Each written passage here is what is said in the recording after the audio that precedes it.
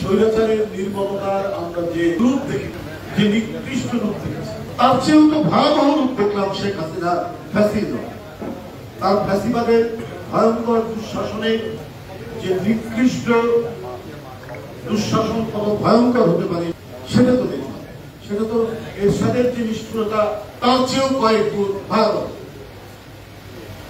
এখন প্রতিদিন যে খবরগুলো আসছে এটার বর্ণনা করলে অনেক সময় চলে যাবে। অতিথিদেরকে বক্তব্য দেওয়ার সুযোগ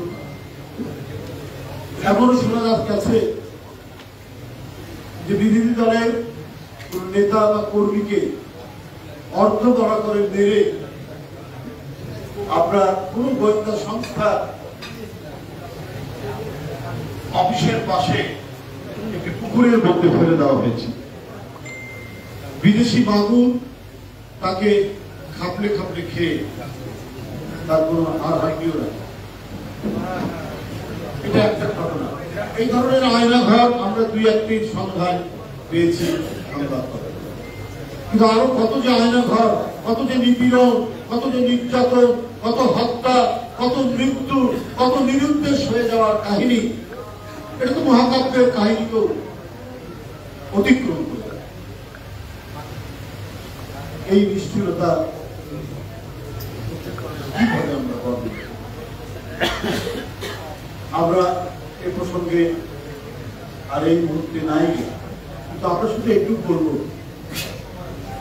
যে সমস্ত দেশ, যে সমস্ত বলবো না, একটি দেশ তাকে আশ্রয় দিয়েছে, সে দেশটি গণতান্ত্রিক দেশ, নিঃসন্দেহে, এটা অস্বীকার করা যায়। কিন্তু আপনি যখন সব জেনে শুনে শেখ হাসিনাকে আশ্রয় দিচ্ছেন এবং আপনার সেখানকার কিছু রাজনৈতিক দল এবং মিডিয়া তার গুণকীর্তন করছেন এবং বাংলাদেশের বর্তমান পরিস্থিতিতে বাংলাদেশের বিরুদ্ধে ভয়ঙ্কর রকমের অপপ্রচার দিচ্ছেন যে বাংলাদেশের সংখ্যালঘুদের উপর অত্যাচার হচ্ছে, বাংলাদেশের পরিস্থিতি খারাপ, বাংলাদেশে মানুষের কোনো নিরাপত্তা নেই। কিন্তু এর মধ্যে ভিসা রেস্ট্রিকশন করেছে, ভারতে যেতে না দেওয়ার পদক্ষেপ নিয়েছে ভারত সরকার।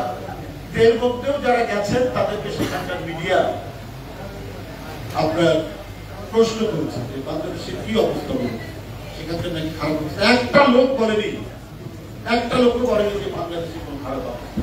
এমনকি হিন্দু ধর্মাবলম্বী যে ব্যক্তিদেরও সাক্ষাৎকার শুনলাম তারাও সেটি বলে। কিন্তু অত্যন্ত পরিকল্পিত ভাবে এই অপপ্রচার কেন? আপনারা যদি গণতান্ত্রিক দেশ হয় তাহলে শেখ হাসিনাকে আপনারা স্বীকৃতি দেন কি করে, তাকে আশ্রয় দেন কি করে, তার গুণ কীর্তন করেন কি করে? যে নিষ্ঠুর মহিলা ক্ষমতায় থাকার জন্য বিরোধী দল নিশ্চিহ্ন করতে এমন এমন পদক্ষেপ নিয়েছে, গুম, খুন, ক্রসফায়ার, নিপীড়ন, নির্যাতন একের পর এক, তাহলে আপনারা তাকেই সমর্থন দিচ্ছেন। তো এটাই বোঝা যায় যে আপনারা হাসিনার মাধ্যমে বাংলাদেশে একটা কলোনি করার, উপনিবেশ করার একটা প্রচেষ্টা চালিয়েছে। অর্থাৎ ভারতের যে নীতি সেটি বাস্তবায়িত হবে শেখ হাসিনা। তা না হলে আপনারা যদি বাংলাদেশের স্বাধীনতা, সার্বভৌমত্ব কিছু বিশ্বাস করতেন এবং এখানকার মানুষের নিজেদের অধিকার এবং তারা কাকে রাষ্ট্র ক্ষমতায় বসাবে এই অধিকারকে যদি আপনারা স্বীকৃতি দিতেন, তাহলে আপনারা এই নীতি অবলম্বন করতে পারতেন না। শেখ হাসিনাকে রক্ষা করার এই নীতি আপনারা অবলম্বন এবং আপনাদের মিডিয়া এবং সেখানকার কিছু রাজনৈতিক দল তার স্বরে চিৎকার করে বাংলাদেশের বিরুদ্ধে অপপ্রচার করছে। পৃথিবীর বহু দেশ, বহু গণতান্ত্রিক দেশ, তারা কিন্তু বাংলাদেশের যে প্রকৃত অবস্থা সেটি কথায় তারা বলছে এবং এখানকার মানুষের আকাঙ্ক্ষার প্রতিফলন সেটি তাদের বক্তব্যের মধ্যে ফুটে উঠেছে। আমরা প্রতিদিনই আন্তর্জাতিক বিভিন্ন দেশ থেকে যে ধরনের আমরা শুভেচ্ছা পাচ্ছি বা যে ধরনের আমরা স্বীকৃতি পাচ্ছি। শুধুমাত্র একটি দেশ ছাড়া পৃথিবীর অন্য কোন দেশও শেখ হাসিনার পালিয়ে যাওয়া মধ্যে দিয়ে যে পরিবর্তন, এই পরিবর্তনকে প্রত্যেকেই স্বীকৃতি। সুতরাং এখন আমাদের একসাথে এগিয়ে যাওয়ার কথা। আমরা এখন চূড়ান্ত গণতন্ত্রের পথে এগিয়ে যাব। গণতন্ত্রের মালিকারা কিন্তু সরকারি, গণতন্ত্রের গণতন্ত্রের মালিকারা হচ্ছে জনগণের। আমরা যদি জনগণকে অবরুদ্ধ রেখে তাকে যদি আমরা বলি আপনারা কিছুদিন দাঁড়ান, আমরা সংস্কার করে নেই আগে, এটা বোধহয় মালিকের প্রতি, যে প্রকৃত মালিক তাকে কিন্তু অবজ্ঞা করা, জনগণকে অবজ্ঞা। শেখ হাসিনার বিরুদ্ধে এবং তার ফ্যাসিজমের বিরুদ্ধে, তাদের কালা কানুনের বিরুদ্ধে এই যে দীর্ঘ লড়াই, এই নিরবচ্ছিন্ন লড়াইয়ে বিএনপি এবং সমমনা দলগুলোর যে প্রচেষ্টা, তাদের যে অবদান, এই অবদান কিন্তু খাটো করতে পারেন না। এই তাদের নিরন্তর আন্দোলন সংগ্রামের মধ্যে দিয়ে কত আত্মত্যাগ, এখানে জনপ্রতিনিধি আছেন, এমপি আছেন, এখানে কাউন্সিলর আছেন, এখানে ছাত্র নেতা আছেন, এখানে অধিকারের অ্যাক্টিভিস্ট আছেন, এনজিওর নেতারা আছেন, শ্রমিক নেতা আছেন, আমিরুল ইসলামের মতো কে জীবন দেয়। কিন্তু আপনারা এগুলোকে ধরতে বের করতে দিচ্ছেন। আপনারা কোন পথে যেতে চান? আমরা শুনছি যে একটা রাজকীয় দল করার নাকি চেষ্টা করছে, কিং পার্টি যেটাকে।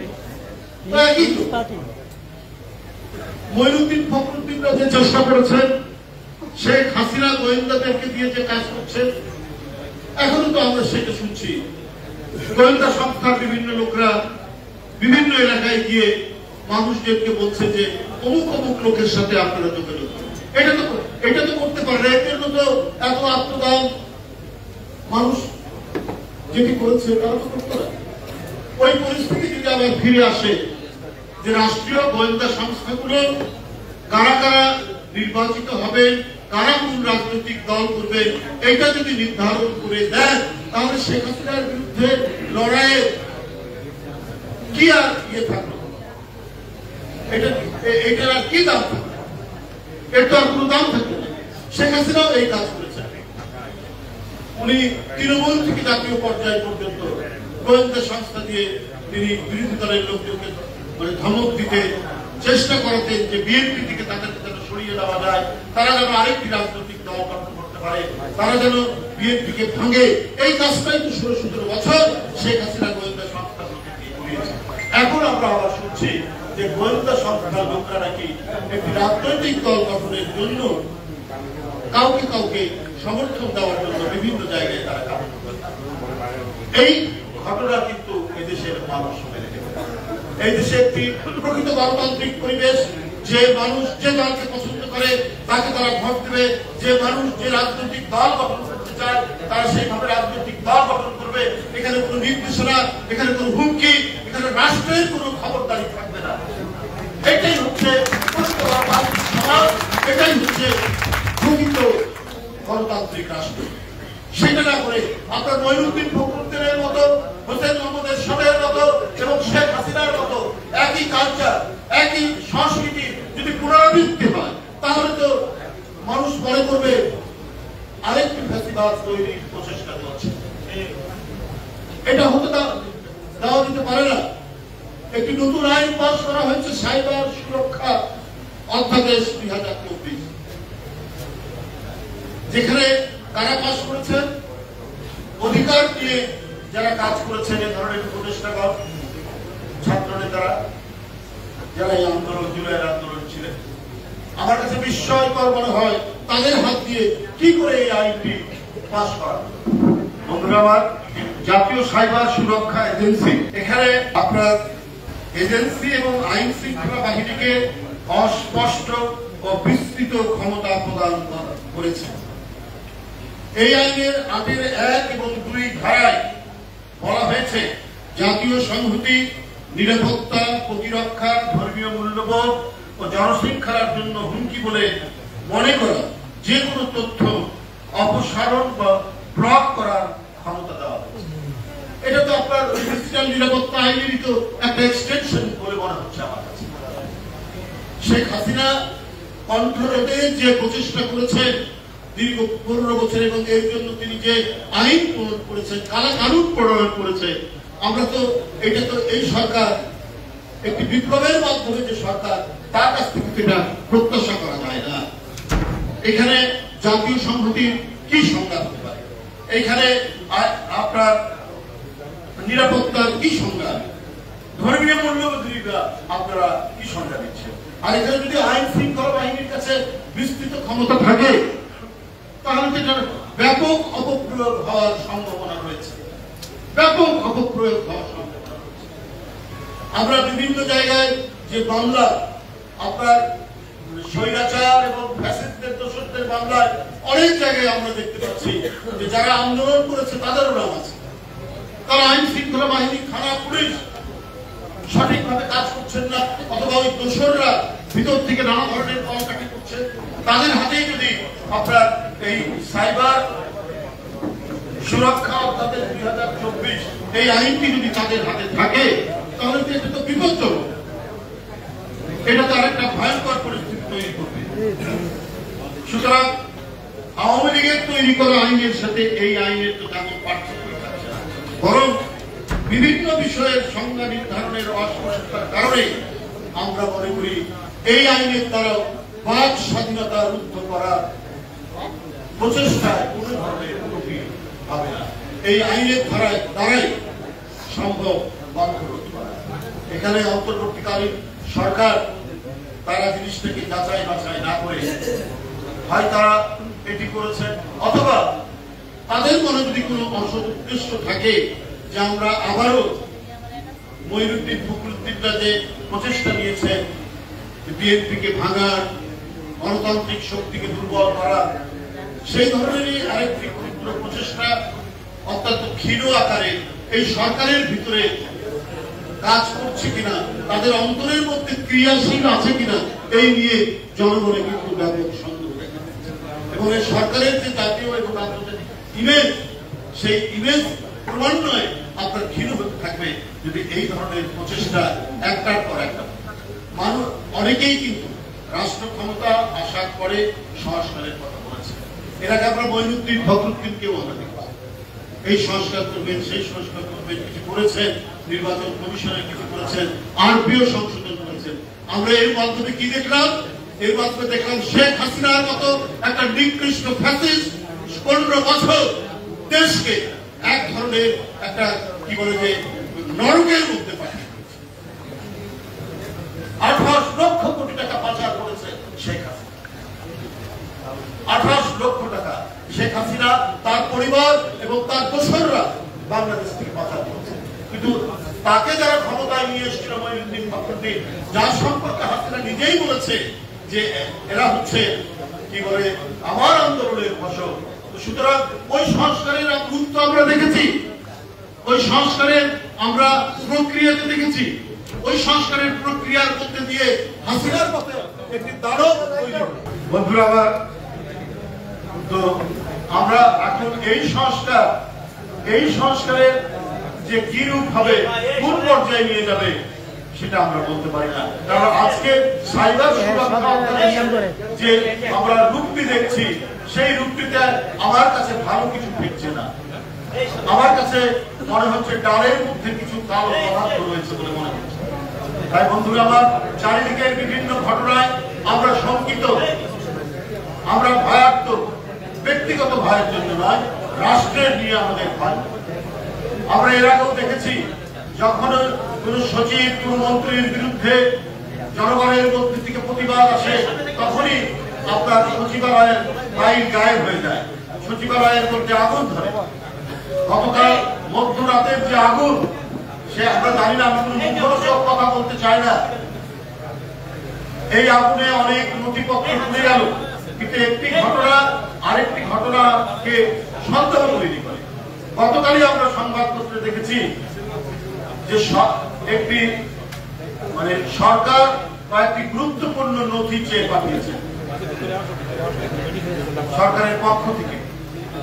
এই নথি চাওয়ার পরেই গতকাল গভীর রাতে এই আগুন, এটা জনমনে বিরাট প্রশ্ন দেখা দিয়েছে। বন্ধুরা আমার, আমি এই বিষয়ে এটাই বলতে চাই, একেবারে উচ্চ পর্যায়ে নিরপেক্ষ ব্যক্তিকে দিয়ে একটা তদন্ত হওয়া উচিত। কারণ গতকাল শেখ হাসিনার এবং তার দোসরদের কিছু নথি চাওয়ার পর সচিবালয়ের অনেক নথি পড়ে যাওয়া এবং ভয়াবহ অগ্নিকাণ্ড, এইটা মানুষকে ভাবিয়ে তুলেছে, মানুষের মনে প্রশ্ন। যাই হোক, আমি শুধু এইটুকুই আপনাদের সামনে বলতে চাই যে হয়তো সামনে আরো দুর্যোগ দুর্বিপাক জাতীয়তাবাদী শক্তিকে অতিক্রম করবে, কিন্তু আমাদের সামনে যে প্রেরণা, আমরা কি আমাদের অবদান তো কিছু নাই। এদেশের লক্ষ কোটি মানুষের যিনি আশা আকাঙ্ক্ষার প্রতীক, জনগণের গণতান্ত্রিক আকাঙ্ক্ষার যিনি প্রতীক, সেই দেশনেত্রী বেগম খালেদা জিয়া কদিন আগেই, তাকে কারাগারে নিয়ে যাওয়ার কদিন আগেই তার চোখ অপারেশন করা হয়েছে। তাকে রাখা হয়েছে একটি ভাঙা ধ্বংসস্তূপের কারাগারের মধ্যে, চারিদিকে ধুলাউড়ি, যেখানে চোখের অপারেশন আছে। তার উপর যে নিপীড়ন নির্যাতন, তার উপর যে ভয়াবহ, তাকে বিনা চিকিৎসায় মৃত্যুর দিকে ঠেলে দেওয়ার যে প্রচেষ্টা নেওয়া হয়েছে, সেটা তো আমরা চোখে দেখেছি। তার তুলনায় আমাদের নিপীড়ন নির্যাতন তো কিছুই না। আমাদের প্রিয় নেতা, বিএনপির ভারপ্রাপ্ত চেয়ারম্যান আর 17 বছর দেশে আসতে পারেন না, এরপরও তার বিরুদ্ধে মামলা, এরপরও তার বিরুদ্ধে সাজা। এটা কি একটি ভয়ঙ্কর নিপীড়ন নয়?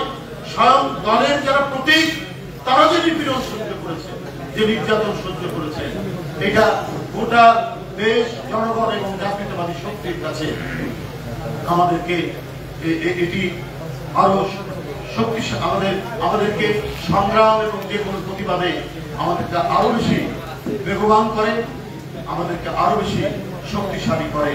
যে আমাদের নেতৃত্ব যখন এত অত্যাচার সহ্য করেছেন, সুতরাং যতই বাধা আসুক আমরা এই বাধাকে অতিক্রম করতে পারবো। আজকে যারা এই অনুষ্ঠানটি করেছেন তাদেরকে আমি আন্তরিক ধন্যবাদ জানাই, প্রীতি জানাই। প্রতি বছরই তারা করেন, তারা সেই 22শে ডিসেম্বরের ঘটনাটিকে তারা মনে রেখেছেন। সেই দীর্ঘদিনের ঘটনা, অনেক পুরনো ঘটনা হলেও এটা যে গণতান্ত্রিক আন্দোলনের একটি মাইল ফলক ছিল এবং এখানে আত্মদানের মধ্যে দিয়ে পটভূমি যে রচিত হয়েছে, সেটাই 90-এ ডাক্তার বীরম জিহাদের আত্মদানের মধ্যে দিয়ে স্বৈরাচারের পতন হয়েছিল, এরশাদের পতন হয়েছিল। বন্ধুরা আমার, এইভাবে প্রতিটি পতন আমাদেরকে আগামী দিনে আমাদের সমাজকে, আমাদের রাষ্ট্রকে আরো বেশি গণতান্ত্রিক ভাবে শক্তিশালী করবে, এই বিশ্বাস। এই জন্য যে দেশের মানুষ অত্যন্ত গণতন্ত্রপ্রিয় মানুষ, এদেরকে দাবিয়ে রাখা যায় না, কখনো দাবিয়ে রাখা যাবে না। রাষ্ট্র শক্তিকে করায়ত্ত করে অন্যায় ভাবে জনগণের উপর জুলুমের দুর্মুষ পেটালে করে জনগণ কিন্তু আপনার ঠিকই বেঁকে বসে এবং তার পাল্টা উত্তর দেয়। আপনাদের সকলকে ধন্যবাদ জানিয়ে আমার